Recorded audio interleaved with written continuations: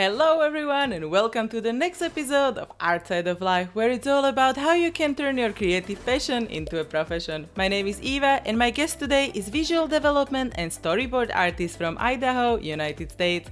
He started his career as an artist in 1996 in LA, where he drew hundreds of commercial storyboards for film and television. In 2002, he began working as a traditional animator for motion design studios in LA and New York, and he was soon art directing animated commercials. In 2009, he started working as a visual development artist at DreamWorks on Kung Fu Panda trilogy as well as many other animated movies. He created very successful and awarded comic book Remind, and thanks to this project, he was able to quit his full-time job to fully pursue publishing his own comic books. In 2015, he moved back to Idaho with his wife and 2 kids, where he produces graphic novels full-time under his brand Coffee Table Comics. He is very experienced in crowdfunding his comics on Kickstarter, and the latest being Sithrah Book 4. So please welcome Jason Brubaker, and let's get to the interview. So welcome everyone to the next episode of Art Side of Life, and I'm super happy to have Jason here. Hi! Hey, thanks for having me. I'm super excited that you took time off and joined us here. And maybe we can start with your background and which are kind of like your biggest decisions or turning points you had to do in order to, like, from when you were a kid and when you get where you are now, because you moved a lot around. And so what's your story? Yeah. Well, I kind of grew up in the middle of nowhere in the United States. Really, just moved around a lot when I was a kid, and did some overseas traveling too when I was really young. And then I was just always fascinated with art, and I never really there never really was a kind of like a teacher or someone to really show me what the stuff that I wanted to learn how to do. So I was primarily just self-taught. I'd obsess over like Garfield or Calvin and Hobbes or Spider-Man, and I would just try to imitate it. So that was a lot of my education in art, because even in high school and grade school, it's like the art classes just either they were non-existent or they would teach something that I didn't really care to learn, in art. And so I just worked at trying to create eventually comic submissions to send to companies like Marvel and Image when Image started. Before that, I was just drawing little comic strips, and I have big collections of books that I made in grade school of just comic strips that were that was my goal, to be a comic newspaper type comic artist. But then it switched to comic books, and I submitted to tons of companies. I started making my own comics. And just really learning by doing it, And then eventually I went to Comic-Con in San Diego, the big San Diego one. And an agent there overlooked my portfolio when I was showing it to a DC editor, an agent in Hollywood. And cool. He pulled me aside. Yeah, he pulled me aside and he said, "Hey, if you move to LA, I can get you work every day, probably in storyboarding." And I didn't even know what storyboarding was at the time, but I said, all right, I'll see what I can do, But I had some other offers with other comic companies, and they were smaller offers. So I went home, put together a bunch of work, wrote and drew this comic to present to another company. There was several things I was working on, and I also did some storyboards, just kind of as a backup. And I took a road trip with my friend to try to meet this this rock star. I don't know if you're familiar with Poison, but the drummer of Poison, Ricky Rocket, had a comic company, and he's a really nice guy. And he wanted to hire me, and I brought him my comic, and he wanted to do it, but he wanted to do it in black and white, and I really wanted it to be color. And I don't know, it was pretty good. It was a good offer, but we were like, let's just go to this agency and see what they have to say. So I went to the agency and showed them my storyboards, and they're like, well, if you can move here, we'll get you almost full-time work, and they were on the phone with Disney at the time, and DreamWorks wasn't around, I guess. But just huge companies, and I was like, my eyes were blown. It's like, whoa. My mind was blown. My eyes were open. So I was like, shocked that there was this company offering me this, and the pay was amazing compared to comics. Comics at the time, I think they were, it was $100 a page or something like that. And these guys were saying their day rate was like $800 a day or something. And so I was just like, what? I could pay everything in one day, coming from the small town I came from, So I went home and I worked on a bunch more storyboards and practicing it. And I just basically got myself ready to move to LA. I figured out whose couches I was going to sleep on, and people I didn't know. I just would make random calls from a friend of my brother's uncle's cousin's friend's dog's nephew. Can I sleep on your couch? Yeah, sure. So eventually I moved there, and sure enough, that company was legit, which is kind of surprising. You hear all these stories of people just kind of getting tricked into doing things and in LA and in the entertainment industry. But these guys were legit. There's a company called Famous Frames, and they're still around. They still do a lot of stuff. But they got me work for about 6 years, and I just worked with tons of directors.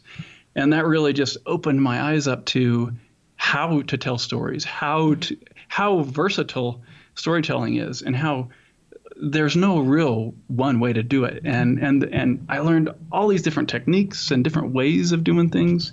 And I also learned that, these directors, a lot of them don't have a clue what they're doing. They just have people around them that know what they're doing. And they just ask them for help figuring out all the pieces. And they say, yeah, his idea is good and his idea too. Do those two things. And then he's considered the genius, So that was great. And then that turned into an animation career, doing hand-drawn animation. And then that turned into some illustrative type stuff, but also DreamWorks doing animation and motion design. Not motion design. Motion design I did with animation, but then DreamWorks was visual development. And I worked there for 7 years. And then the next big decision was leaving all that and saying, you know what, I can't be content just working at these studios on their projects that I'm not passionate about. And that was kind of the reoccurring theme is like everything. It's like it's someone else's vision, someone else's dream, someone else's agenda. And it was very hard for me to connect with anyone else on that level. And so I started making my own comics on the side. They started getting money through Kickstarter and, a subscriber base. And I realized, I need to get out of LA and maybe it'll just be something where I just get a simple art job at a place that does really cheesy bad, like sign design or something. And then part-time I'll work on my comic, but at least I'm out of LA, It's expensive and pressure and everything. Yeah. Just get rid of that huge overhead, and I had a family at the time too. So it was, I still do. And so it was just a lot of decisions that culminated in this, a lot of things that culminated to this decision to leave LA. And did that about 2 years ago now. And we moved back to Idaho. It's a really small town in Idaho. And it's just been great because this company called Webtoons came along and said, hey, we want to pay you to do your comic. Put it on our site. And so that's been able to pay the bills along with a lot of other little streams, which we'll talk about that later. And it's just been kind of surreal ever since making that decision. So, there's nothing bad about LA. Like I went there and I felt like that was my art education. And then I step away from it finally, and now I'm in the real world. That's kind of how it feels, even though it's very surreal, because I'm just creating my own projects and I'm pitching them straight to the audience, launching them, and one thing after another. And sometimes they work well, sometimes they don't. But it's been such a freeing and fun experience. Compared to just kind of what it felt like the grind, I kind of equate LA now to art school for me, you know. Yeah, yeah. I said that already. So we're just working in that industry. Just it's teaching you deadlines. It's teaching you to get the level of your work up higher than you thought possible. It's teaching you all these different things. And now I'm taking all that I learned and applying it to something and making all the decisions myself. And now the audience tells me, does it fail or does it succeed? Yeah, but would you say is it good to start in a studio, either small or big, before you start your own career, being in business of art, basically, because then you get the experience of the deadlines and everything, what you mentioned. I think so. And I've gone back and forth, I think, talking to people about this. But before I moved to LA, I started getting real jobs. I had a comic. It was called Phobos, and I was just pouring myself into it. But it never would. I don't think it could have ever gotten to the level that it would be now if I did it. Because there's nothing forcing it to be better, other than just me forcing it to be better.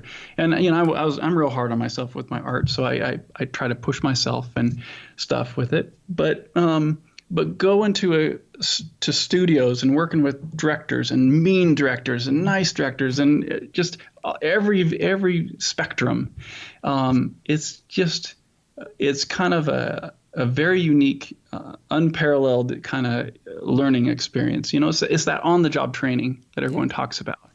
And, you can't really get that in school. You can't get that by yourself.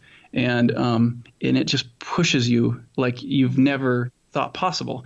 I mean, and for me, it was like a lot of my career, I kept changing it because I was like, I would get bored of something, and whether it's like, I feel like I've learned everything about storyboarding from all these different hundreds of commercials I've worked on and movies and animations and whatever. Now I want to do animation, and then I'd work on that, and then I'd feel like I've gotten everything I want out of animation, So I don't know. But yes, it's very I think very important to get involved with studios or something, even if you don't line up with it perfectly. I mean, you never will unless you make it yourself, And so I attribute the success of my current projects to all that struggle, because it is a struggle. It's good jobs. There's great moments, but 80% of it is struggle. Like, you're trying to figure out this thing. You're trying to solve this problem. You feel like you're going to be fired every second or whatever. There's little moments where it's like everyone loves what you just did, and you're like, yeah, now do this, and you're like, oh, how do I do that now? But when you mentioned also the learning, and would you approach it like, oh, I want to strengthen my weaknesses, or would you build on your strengths? Like, how do you approach learning? Yeah. I tend to focus more on let's build my strengths. Let's figure out my strengths and focus on them, because you're always going to have weaknesses. There's always going to be artists better than you in every little aspect of art. But if you can really get one thing out of your art to really shine and stand out, and no one else can figure out how you're doing it, then, and it's something that comes naturally to you, and that people keep looking at your stuff and going, how do you do that? And you're like, I don't know, but it's, I kind of obsess over a little too much, those are things that really propel you, I think, and get you noticed more than being this really great general artist that has no weaknesses. I mean, yes, you could find yourself a place to live in a studio and have a career for the rest of your life if you had no weaknesses as an artist, but you would be kind of the go-to guy to do everything. And some people may like that, but I don't want to just be handed every random thing. I want to really focus on something that's interesting to me, Yeah, definitely. So yeah, I'm a big discourager of get your weaknesses better, like just ignore your weaknesses, have someone else do them, if you can't spell, then have an editor, if you can't ink something very good, get an inker. If you can't color, then have a colorist. And actually, that was a good example in my storyboarding career. I felt like I was really good at black and white art and contrasts and stuff. And color, I never felt like I understood it. And so when a storyboarding or a company would hire me, they'd say, we need it in color. And I'm like, well, I don't do color, so hire a colorist to color my work. And it actually worked sometimes because they really liked my work, but they also wanted it in color. And so there was this one older lady who would always kind of come with me on those jobs, and I would draw the pages and then she would color them, or draw the storyboards, I mean. And so it was like it was that insistence on focusing on my strengths. I think that really made me shine at what I was good at. If I would have done those colors, sure, I could have done them, but I think it would have dumbed down the quality of the finished product. And now I feel like I'm good at color, but I didn't feel like that then. And do you work with a team now as well when you are producing your own books and comics and everything, or do you outsource maybe some parts of your job, or how do you find the people as well maybe to work with? That's always been a really difficult question, is how to find the right fit. But I especially now that I'm doing it full time, I have been able to find people. And surprisingly, there's a local artist here who's been able to kind of imitate my coloring style. And he's taken on a lot of my coloring on this last book. And it's been really kind of like nice. I just didn't think, because I've tried finding people online for years to imitate a certain thing, and it was always hard. But surprisingly, there's a local guy here, and he's doing a great job. So I also have an assistant helping. She's in the next room right now, doing a lot of she's preparing files for me, and she converts my comic stuff to the Webtoons format, and she helps me with editing and YouTube stuff. My wife helps out with the bills and all the financial stuff and the passive streams of income and shipping out orders. And I have a flatter who is overseas, who I send all my files to digitally, and then he just sends them all back in a weekend, and it's done, and it's perfect. And then I have a 3D modeler, so a guy who's in Mexico, and I send him designs of models I want to make in 3D, and he'll build them, and they look beautiful, and then I pull those models in and trace over them. So I've still designed them. I just don't have to think about every angle anymore, So the team's kind of starting to grow, and it's starting to feel more like a studio environment than it did before. Before it was like, I love doing everything, so I might as well do everything as long as I can. Oh, I also have an editor and a guy who helps me with the scripting. But for the most part, I write it all and then send him kind of the finished product, and he rewrites things that might need it. Or if I get stuck on certain sequences, I say, hey, can you make her be thinking these thoughts, and this happens, and so she's worried in this way. So he'll write out that dialogue, and it usually works. And so how do you then communicate with them? Like, do you use like Slack or some of these other programs, or how do you do project management and, like keeping everything in one place when you have also remote people? Yeah, I've been using Dropbox a lot the last couple of years. And when I was in studios, they would use a lot of those kind of things like Slack and just Messenger, and there'd be a lot of communication that way. But I don't feel like that kind of interferes too much with me now. Like, I don't like having random messages pop up when I'm in this zone. And so now it's more through email, and then just having Dropbox folders for people. So it's like I'm sharing. Like right now, I'm putting together a Kickstarter book. That's kind of how I suggest doing Kickstarter. And I've been working with a ghostwriter and editor, and it's just in this file. And so they take a pass for a week, and then I get it back, and I take a pass, and it's all lives in that folder.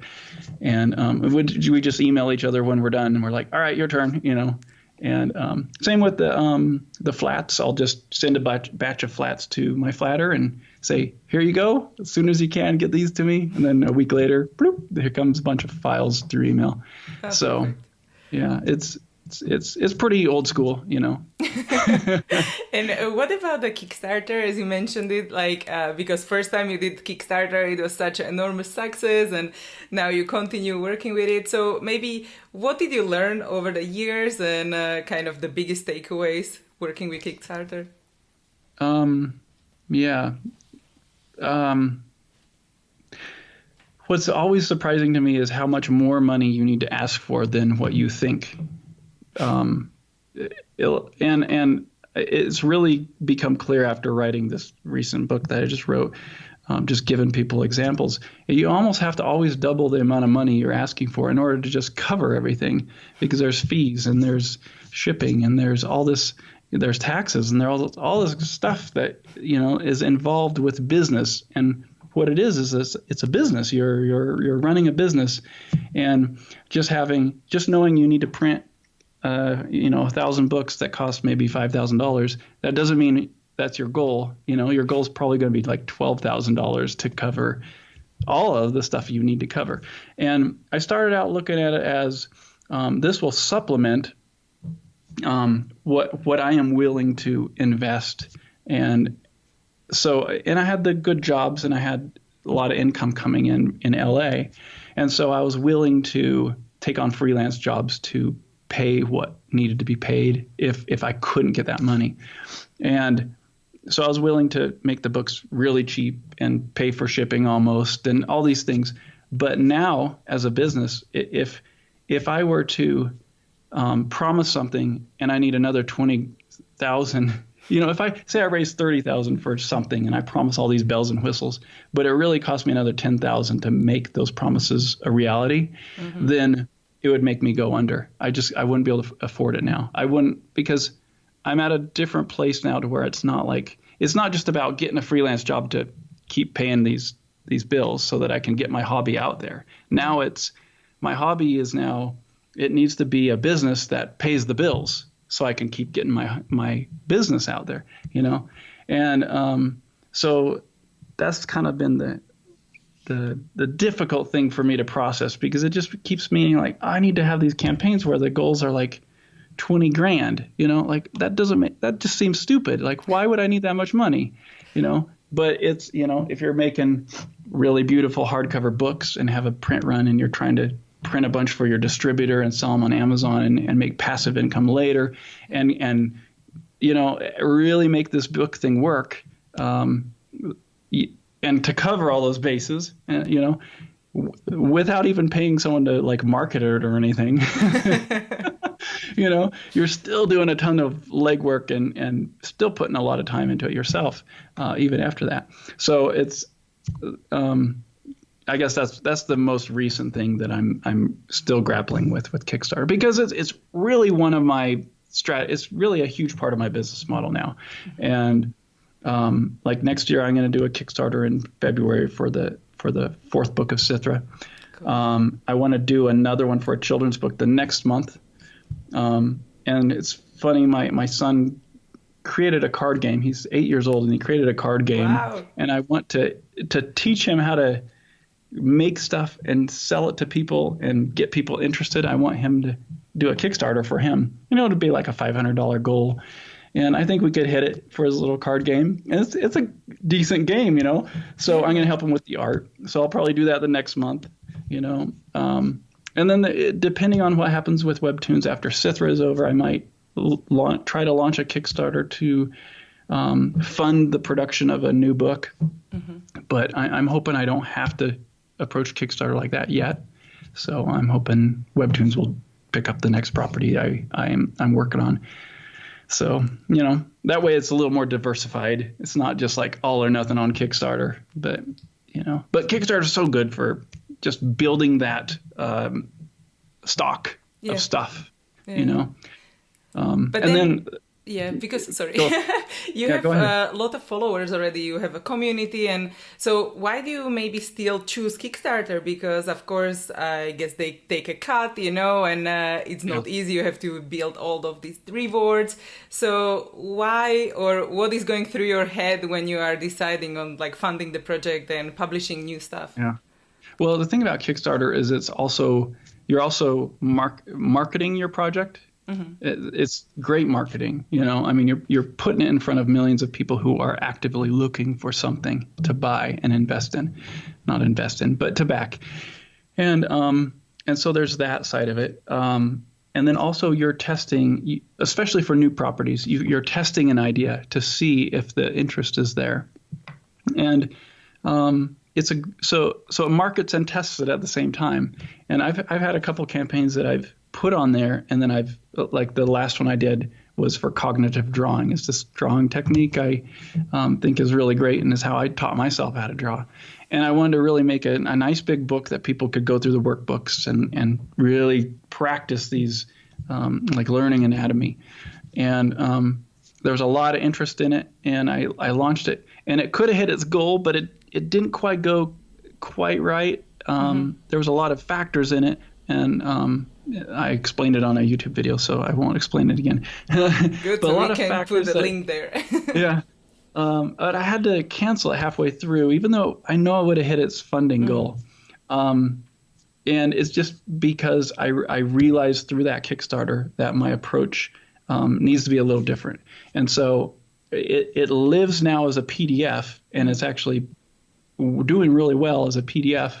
And I'm going to keep adding to it. And maybe 1 year I'll try to actually make a physical book. But I think through that Kickstarter campaign, it really got the awareness there, but it also made me realize the flaws in it, And so, the other approach would be just saying, let me just save up money now from book sales, which would be a whole nother account that I would have to build. Because, for instance, right now I'm building every book I sell. I put money away into an account for reprinting.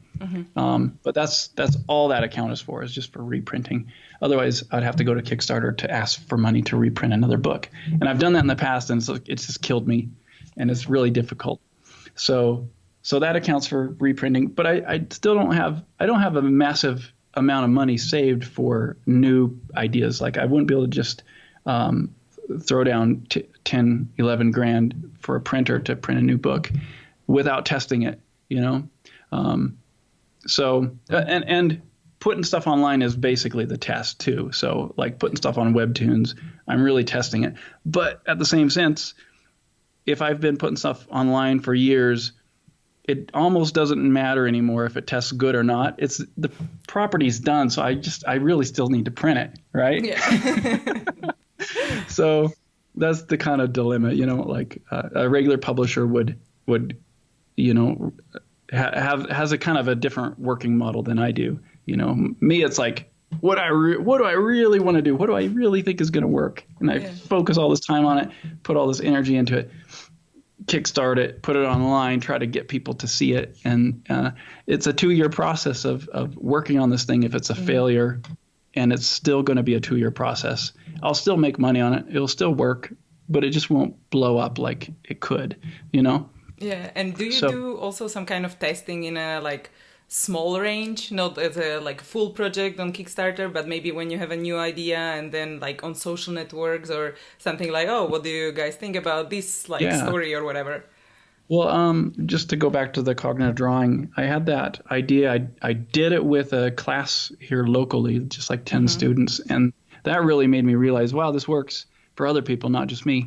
And so then I developed a 40-page PDF, and I started a mailing list, and I announced it on YouTube. And about 1,000 people joined that mailing list just from that announcement saying, this is my idea. And then I had about 100 people beta test the idea. So they actually spent 40 days doing a page a day and gave me all their results, and answered questions and told me how to improve it. And then I went back into it and worked on it again. And then that's when I launched the Kickstarter, but it still wasn't finished. It was still I still needed money to produce the rest of the book, And so there is still a lot of testing, but even with all that testing, and it might just be because maybe I don't know what I'm doing marketing, but even with all that testing, it still didn't go quite right. But the way I look at it is, everything is kind of a learning game. It's a learning curve for me for everything I'm doing. Even this new Kickstarter book I'm putting out, I'm going to put it out without Kickstarter, without anything. I'm just going to release it, and then I'm going to just try to market it. And that's a different approach than I've done in the past. I usually release stuff online and trickle it out or kickstart it or something. But this is going to be the first time I just go, here's this thing I did, buy it. People will be like, what? You did that too? So hopefully people buy it. And are you also pre-selling the product, when you're beta testing, like, okay, this is my new product. Can you, like sponsor it before it's actually out or before I start working on it outside of Kickstarter, as you said?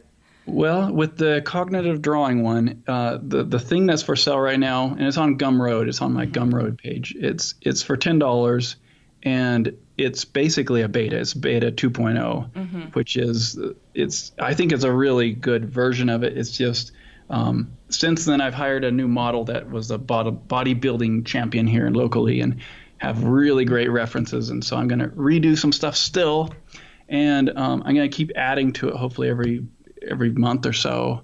And then once I get the whole thing done, then I'll determine, like, are people really that excited about this? So they've been paying money to just be a part of it. They're still getting something out of it because it's like 60 pages right at this point. But it's still a test, If it doesn't work, if it doesn't really work, not as in it doesn't work the technique, because I know that works, but if people just don't get it and don't want to share it and don't, if it doesn't keep making money, sadly, then I'll be like, well, there's other things I'm working on that make money, not like it's all about the money, but I gotta keep paying the bills so that I can make the things to make money.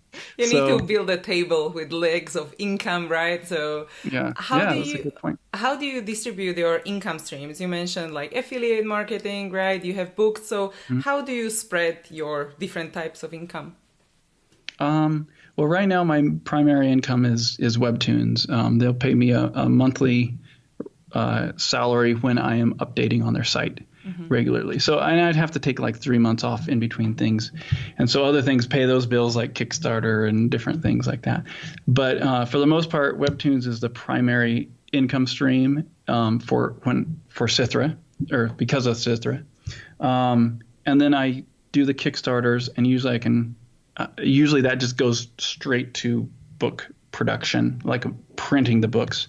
And then I always try to pull a little bit more out for a couple of months buffer of living expenses. And then the books go to my distributor. And after I send out the Kickstarter orders, the books go to this distributor.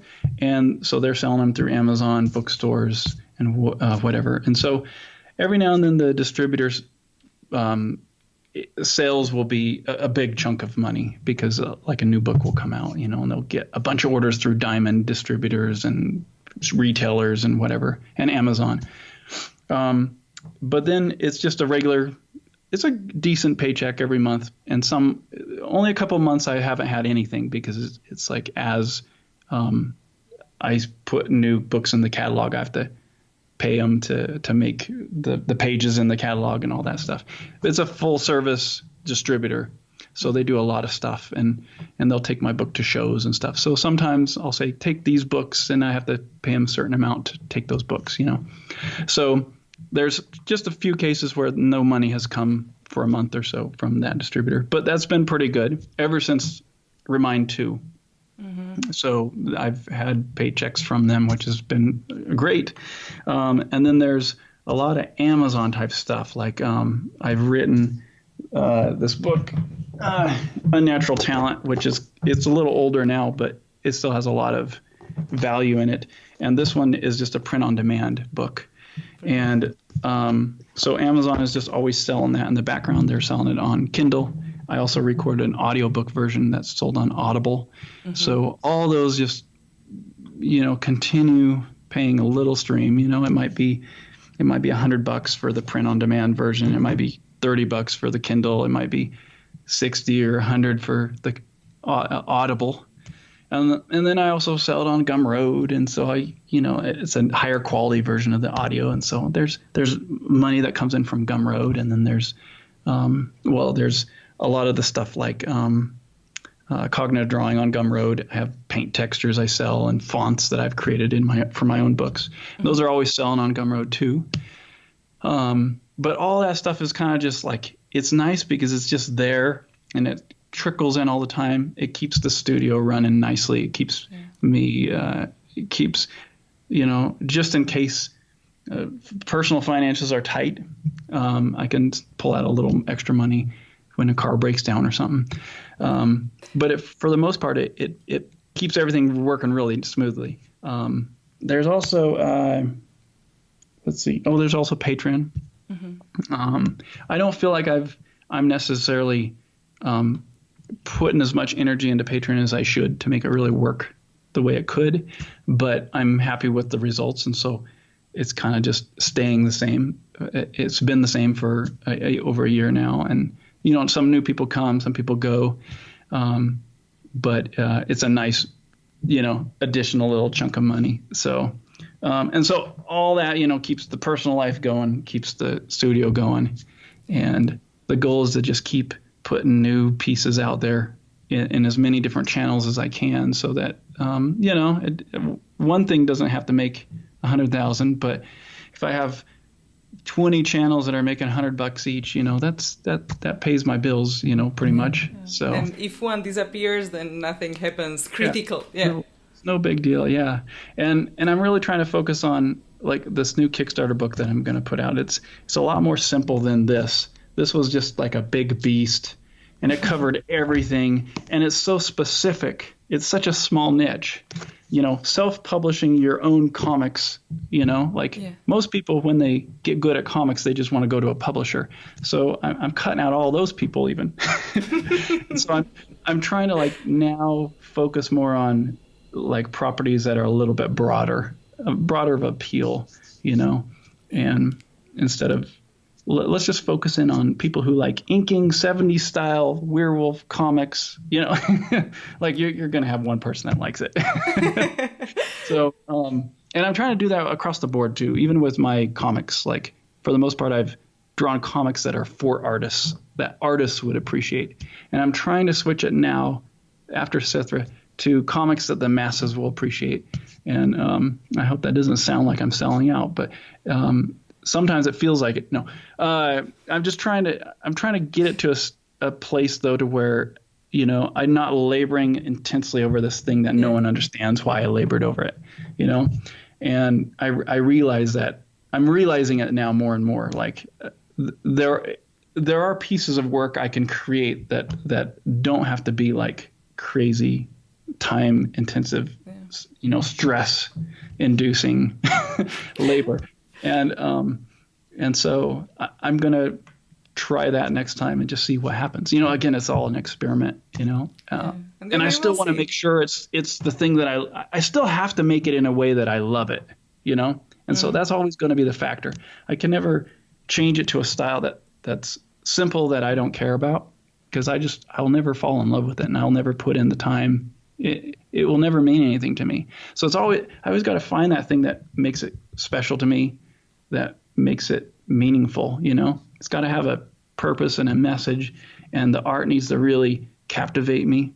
So whether it's simple or not, it's still got to have those factors. Yeah, definitely. Because also, as you mentioned, the niche, and a lot of business podcasts, like Smart Passive Income or other podcasts, they are recommending actually this, to start with the niche, and then when you want to grow your studio or your business, then you can expand, and so basically more population can enjoy your work. Yeah. But and I agree with that, and starting with the niche, and I think I think there's definitely wisdom in that. And I still tell people to do that. It's just, if you get your niche too small, then it starts playing against you. Unless you're just happy being the blogger who just talks about 1973 typewriters. You know what I'm saying? Yeah. Like that, and that may be fulfilling, and you don't make any money from it, but you master that niche. you know. Yeah, yeah. Maybe So, it's too small. Yeah, yeah. yes, it might be too small. So I'm considering like, and I don't know for sure, but I'm considering this book being almost too small of a niche, and people still like it, and I still see it sells all the time, and then people still approach me and say that book really has helped in a lot of ways. But I think going forward is just maybe breaking these like the chunks of this book into separate books. So it's not like 5 different topics on a niche, but it's one topic on a niche, and that will broaden that niche. Does that make sense? Yeah, yeah. So, and what about maybe the branding or your art style? How did it develop? And maybe why a cat, in a book, or how this all came together? I don't know. The cat came about. I don't know how the cat came about. It was just there was a lot of random pieces that made the cat just kind of stick, I think. And then once I figured out the design that I fell in love with for that cat, especially in Remind, I felt like this is kind of the brand almost. Yeah. And people are identifying with this cat, and it's just connecting with people, and I love it too. So how can I keep this brand alive without just making Remind 3, 4, 5, 6, 7? And my next story that I had already written which was Sithrah, had an animal in it. I didn't know if it would be a cat or a dog, and so I was like, well, that would be interesting if I just use the same cat and have a different name, treat him like an actor playing a different role. And so at the end of Remind on my website, there's the last comic. It's the cat sitting on the beach, and he's just hanging out, and all of a sudden he gets a phone call, and he's like, hey, and it's his agent, and he's like, you want to take on a smaller role next time? He's like, yeah, sure. And so, just kind of playing with this idea that this cat's going to be in everything. And since then I think I want to just do that with most of my characters as well. So just because I get comfortable drawing a character a certain way, might as well just give them a different name and have them be a different role in a different book, then it keeps it fun for me, as long as I like drawing them, Yeah. So yeah, the cat's kind of just accidentally become the branding logo for the thing, and people love it, So and I love it. It makes me happy. But that's really good. Drawing him. And how do you approach the overall branding? Like the visual branding of all of your products or works. How do you keep it consistent? Well, I hired a designer, this guy named Christopher Kosek, who I think he's a really great designer. And he's the one who helped me with the logo, helped me with the Remind books, and helped me with the Sithrah books. And we kind of, between the two of us, we kind of developed an unofficial, this is kind of what Coffee Table Comics feels like. And we never even really discussed it. But I think working with him, it's kind of made me realize what it is. And it's really just the idea that we're trying to make collector's items that are meant to be shared, so Coffee Table Comics. And I don't want to make anything that's throwaway, throwaway art. And so I don't know. So beyond that, it's still developing. It's still changing, and like there's things like these books, which I don't have the Coffee Table Comics on it logo. The Kickstarter book won't have it, because it's a different entity, and I'm still not sure how much I'll dive into the how-to type of advice, because once you go down that path, you kind of lock yourself into being the how-to guy. Yeah. And so I'm lightly treading on that territory, and I'm trying not to make it overwhelm Coffee Table Comics, the actual thing I want to do. The how-to stuff comes because people ask me so many questions, and I want to answer them and not just ignore them. So I try to give them something, Same with the YouTube videos, like speaking of niche, that the YouTube channel is just super niche, and it'll stay that way probably till the end of the year. But I think as it grows, I'm gonna have to change the strategy a little bit on the YouTube, so it's less nichey, less about artists who want to learn how to scan in a pencils just right and turn it into comic company. Yeah, yeah, definitely. And do you have like favorite tools you work with? Like, I don't know, favorite pen brand or something like that? Well, I've been using the Pentel brush pens for Sithrah. I love them. They're kind of, sometimes they go on real sloppy, but it's what makes them so fun to work with, I think. I'll probably retire it though after Sithrah's done, because it'll be about 1,000 pages in these pens. So now it's like, I mean, I love the Cintiq, the Wacom Cintiq that I use. I have an iMac, which is just easy, makes everything kind of just plug and play. Let's see. I actually wrote some stuff down here. The new software that I absolutely love is Clip Studio. It's used to be called Manga Studio, and I used to work with Photoshop almost exclusively, for forever. But ever since they switched to the kind of the rental type agreement, it's really kind of turned me off on them, and I've been trying to find an alternative. And Clip Studio is just like, it does everything Photoshop does, but it's made for comics. And so it's just, and it's just such a fun thing to work in once you get it. Yeah. And it's just blown my mind. It's another thing that's just blown my mind. And so now I'm just like, I don't want to even draw in Photoshop anymore. I want to only draw in Clip Studio. I haven't made the transition with color yet, but eventually I'd like to be able to just cancel my Adobe licenses and just focus on software that I can actually own. Because I don't know, just drives me nuts. And do you use maybe also like a Procreate on a tablet or something like that, or like exclusively the Clip Studio? I have an iPad Pro, and I bought that with the pen because I figured I should use this thing. I'm an artist, but I've never felt comfortable enough yet, and it's probably because there's not been a necessity to use it. I haven't been in a place where I need to somehow get something out, and all I have is this iPad Pro. Let's try to figure it out. Instead I'll go to my notebook or wait till I get into the studio and just work on a big workstation that is easy. So until I know eventually there's gonna be a time when things shift, and I just fully embrace something like that, like an iPad that I can just take anywhere, and that will be my studio. But it just hasn't happened yet. Yeah. So I'm not going to force it. I'm a big believer, like, work with the tools that you have, that you love, that you're comfortable with. And, it's not about learning a new software thing. It's about, again, it's refining that thing that you are already good at, not becoming better at everything else. Yeah, definitely. Yeah.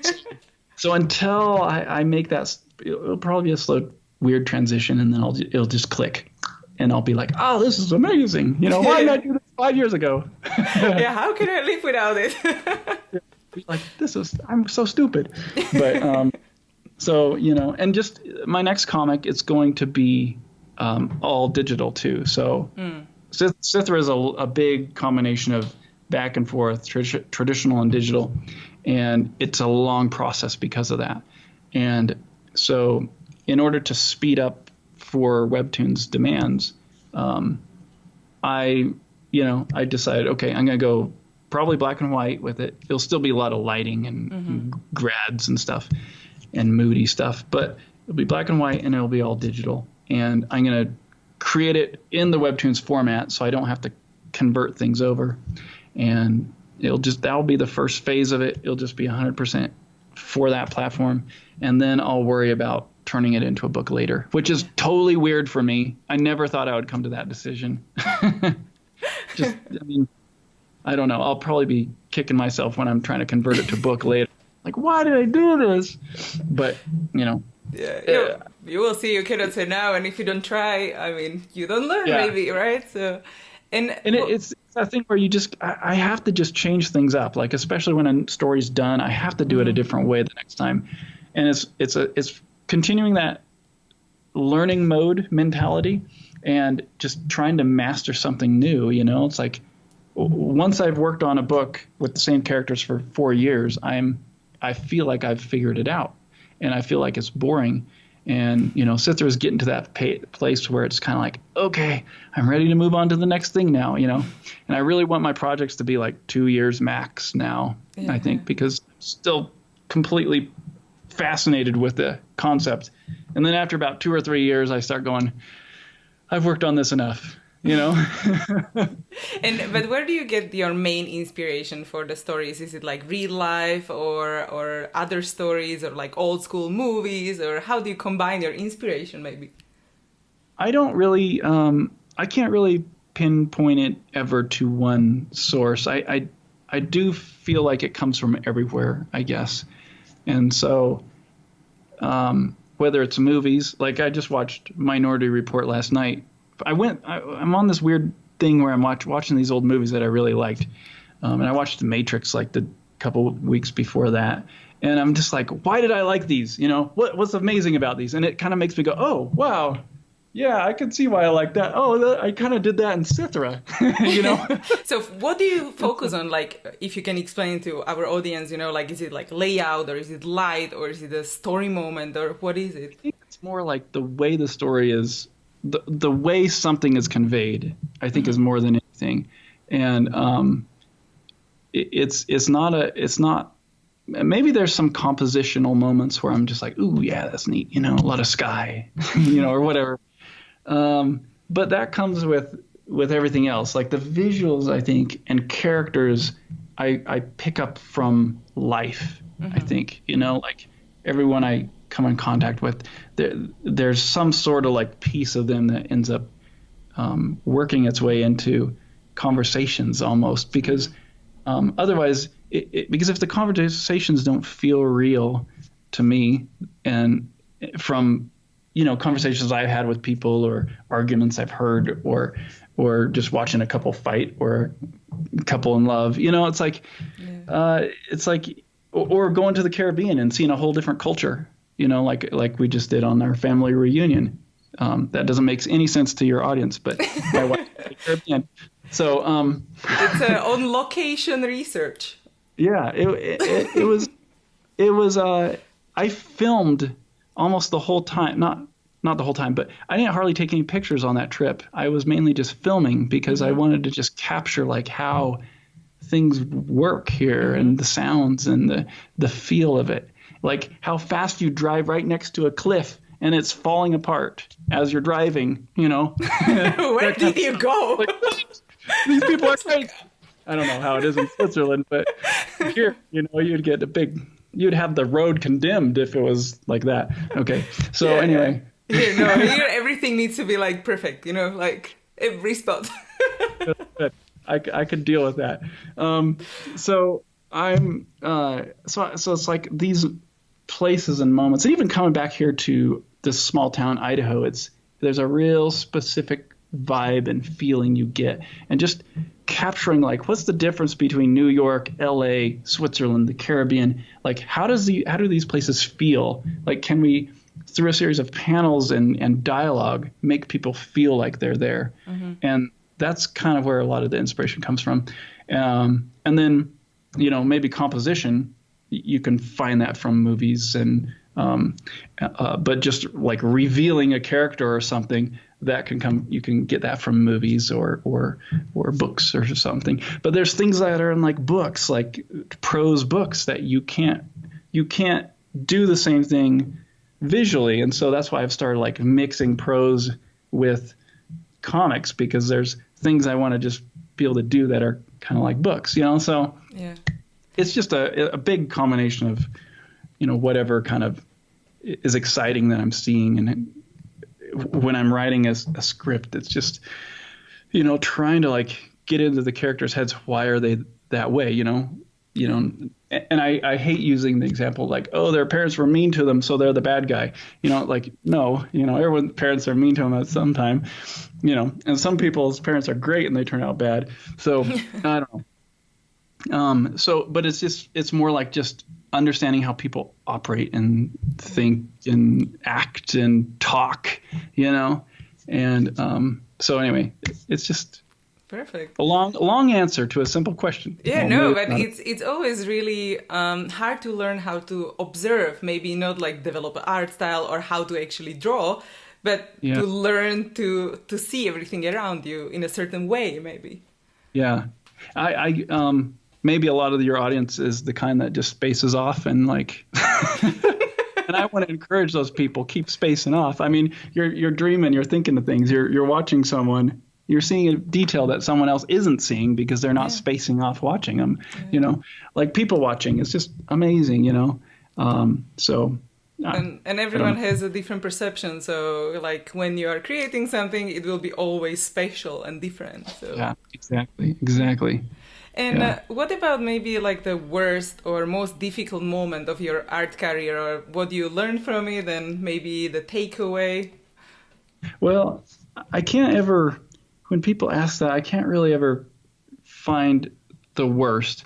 For me, it's more like all through my career, I come to this place to where I almost don't enjoy it anymore. You know, no matter how amazing the job is, and it always becomes this like internal fight, and it's usually always because I'm not in agreement with what it is that I'm making, like the message that I'm making, or I don't see eye to eye with something in it, and at least that's what it seems like to me, you know, like looking back, trying to figure out why am I miserable storyboarding Taco Bell commercials or McDonald's commercials? Well, it's because I hate Taco Bell, you know, I hate McDonald's, you know, and they're trying to rip me off. They're trying to pay me less than a smaller company. Like these guys are jerks, you know? So no, that's a bad example, but there's always something, you know, and so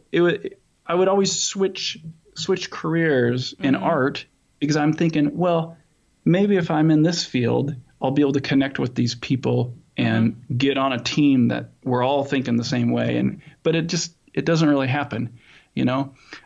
You can learn from it all. You can pull bits and pieces from it all, but it's really rare. And there's been a couple moments where I've been on something that we all connected, and it was just like, yes, let's do this, you know.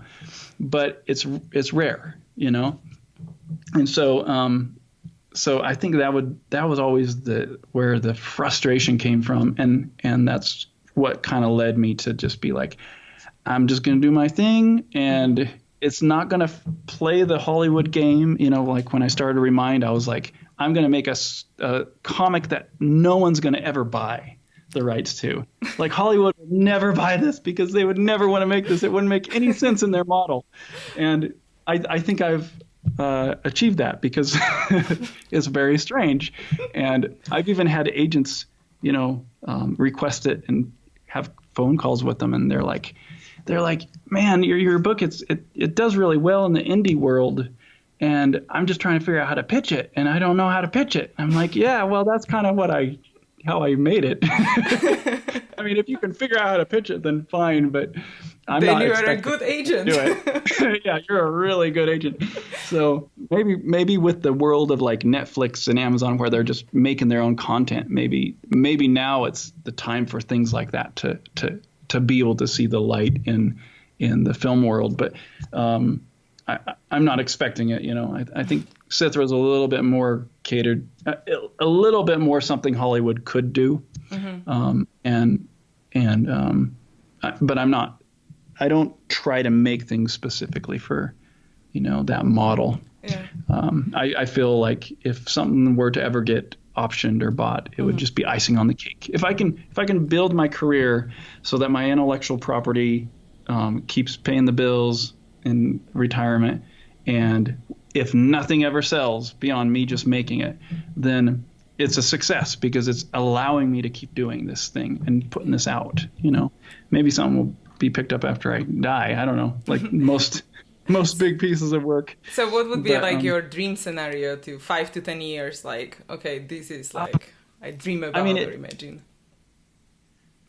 As far as projects, I mean, I would love to get to a point to where I had money in an account to where I didn't have to go to a Webtoons or Kickstarter to ask permission to or for a paycheck to do this thing. Mm-hmm. It would be nice to be able to just make something start to finish and then figure out the way to release it. I think that will come in time, but for right now, I still need to convince someone or a big group of people that this is a good idea before I can invest too much time in it. Otherwise, I would have to juggle too much like freelance work, which at this stage, I just say no to everything because I don't have time, to do it. But also I have so many ideas on my own. Like if I do have time, I'm going to make this other thing or make this children's book or make this or that or this or that, And so I don't want to get myself into a place where I have to do freelance to supplement because that would mean it's wasting too much time, if that makes sense. So, and I know that I think that's where everyone has to go, start.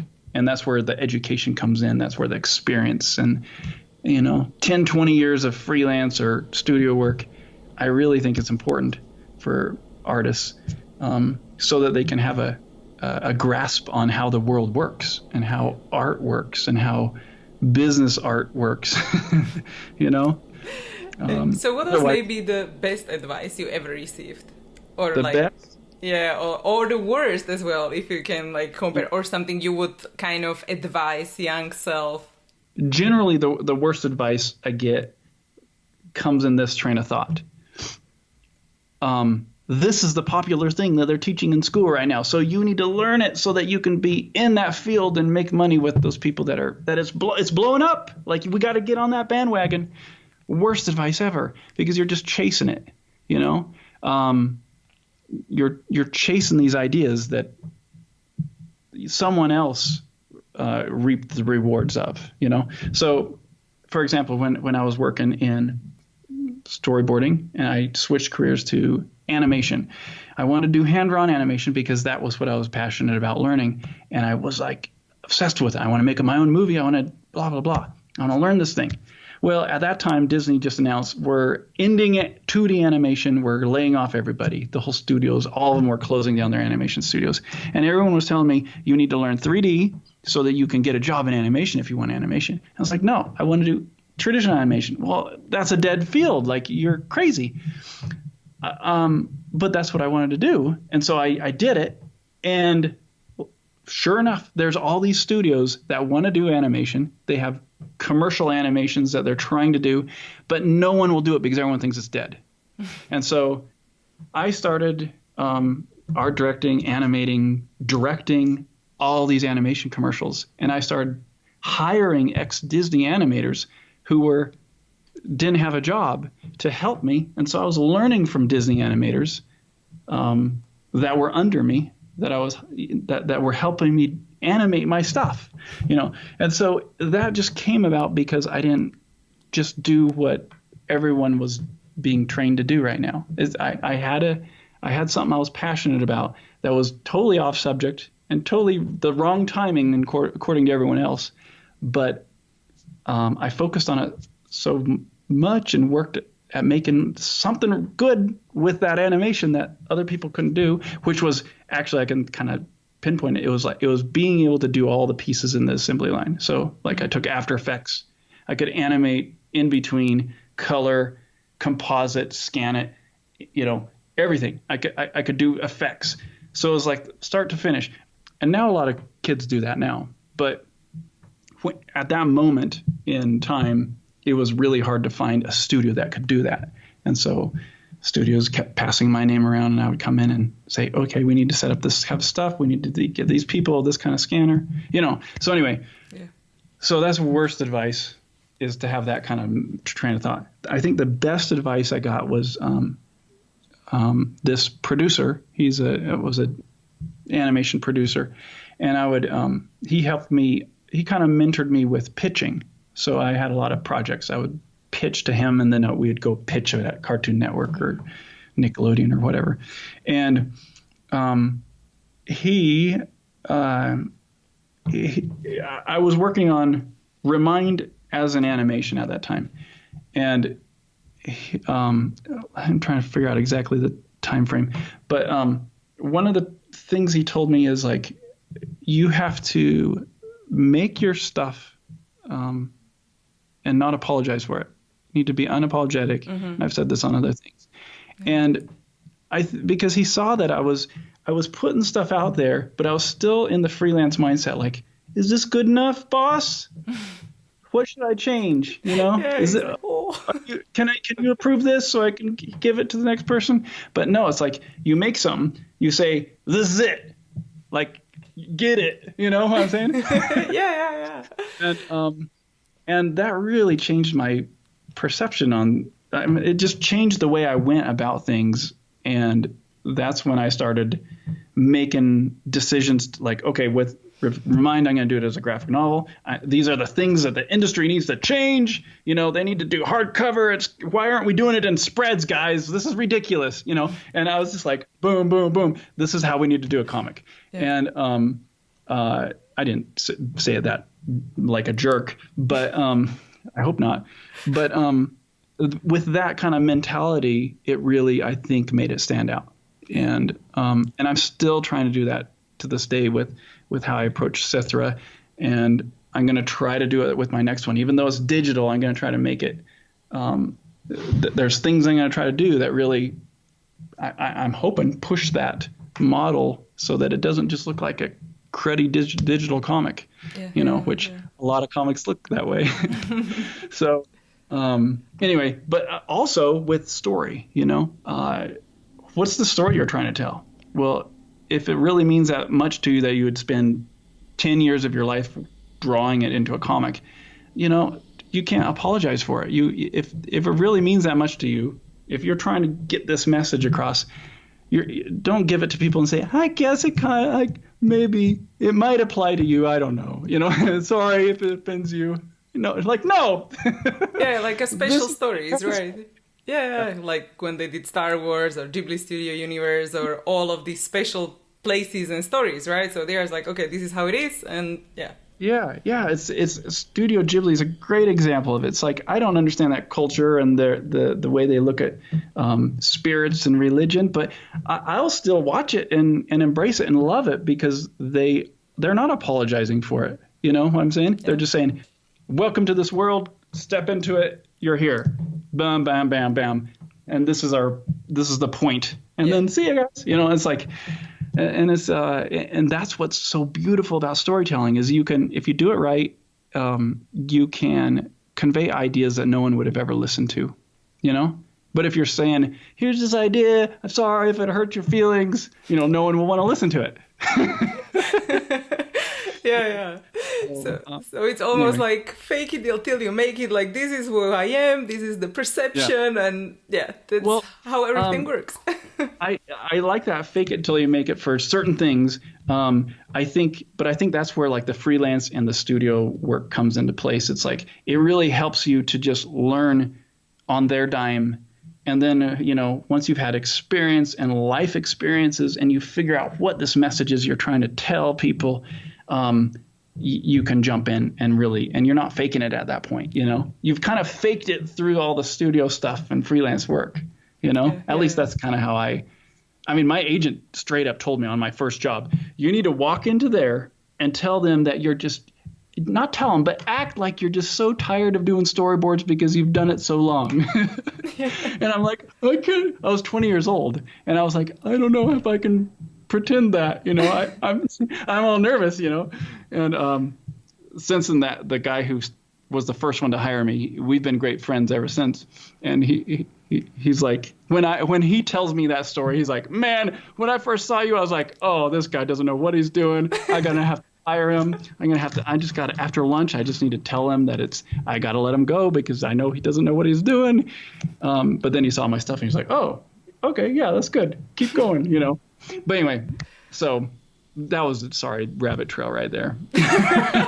But it's more the learning and how you present yourself. So you should be confident about your work and that you want to learn and basically what you've done. Or imagine like the best scenario when you're walking into a room and everything will go smoothly. Yeah. Yeah. As a plan. As long if you can, I guess. Yeah, definitely. I have a track record of just failing every interview I've ever been in, and for like the first 10 years of my art life. So I never wanted to do interviews. I was always just like, show them my work and let me get the job, and then I'll come in and start working. So you're like, I don't want to try to impress you with an interview because it just won't work. Oh, good. But then, so what was your best learning from your interviews when you said like you failed or? It was well, that when things started shifting is when that producer, kind of hammered that into me, like, don't apologize. You're walking in like a little kid trying to get permission. You just don't do that. You need to walk in with this thing that is a success that you're going to do whether they like it or not. Yeah. And the story is this. Your message is this. And if they don't get it, they don't get it. Then someone else is going to get it, And so it's almost like, that's more for storytelling and pitching. But it's kind of the same with interviews, like especially once you've gotten the experience and worked in the environments, you really kind of have those years of experience. They're not just hiring you for a day rate. They're hiring you for your experience. And if they don't get you, then they're going to have a hard time, doing that without that experience. There was a couple situations where someone was like, hey, can you do storyboards for this thing? And I'm like, well, I don't really do storyboards anymore, but I'll do it. But this will be my rate, like this rate, this big rate.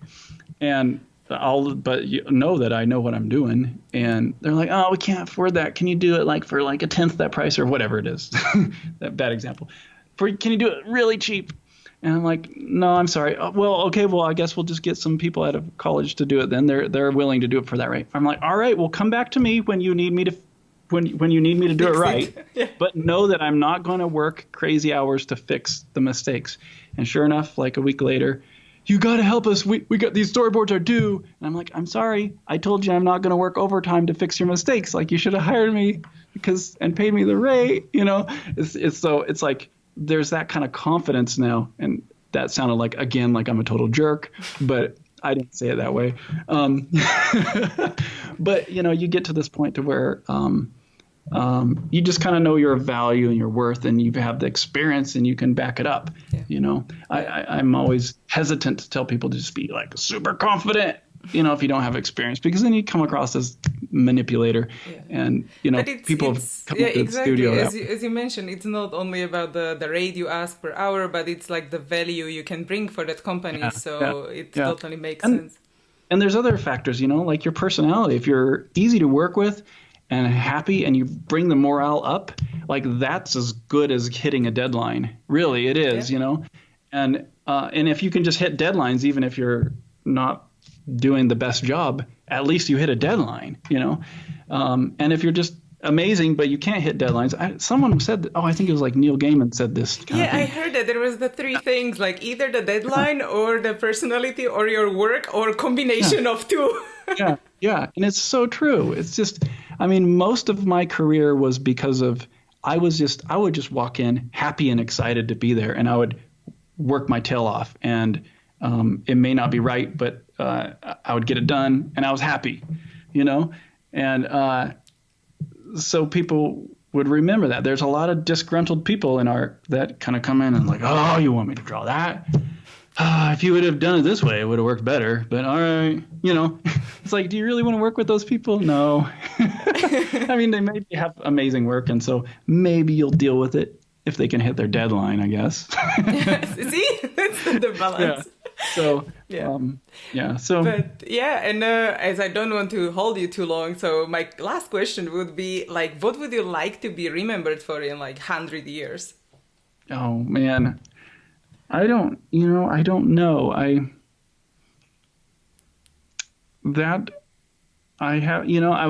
There's moments where I'm like, I just want a library of work and people can see it for hundreds of years, but I don't know. I think I almost want to have an impact that goes beyond the work.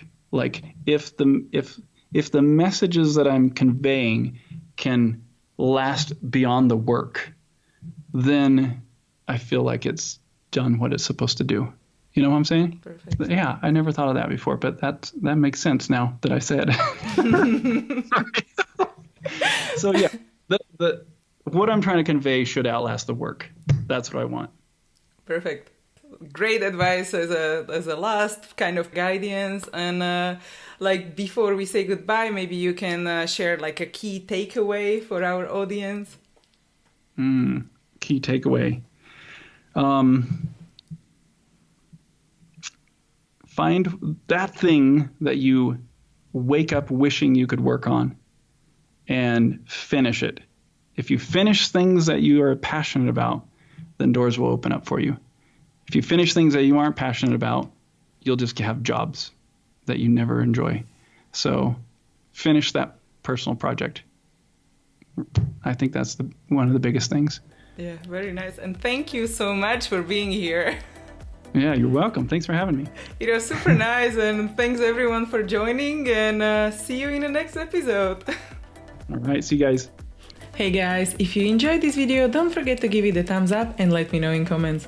Also, please subscribe to my channel for more videos because I post new interview every single workday. You can also find the resources mentioned in this episode at artsideoflife.com.